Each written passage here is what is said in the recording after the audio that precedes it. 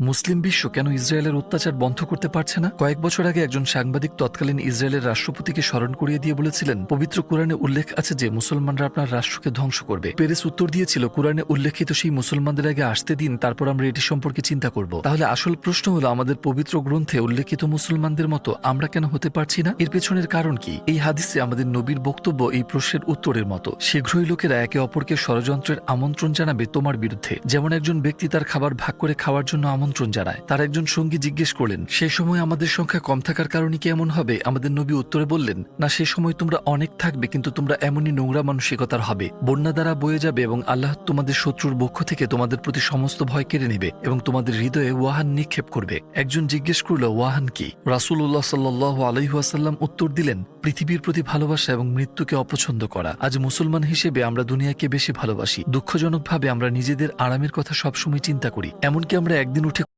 Likey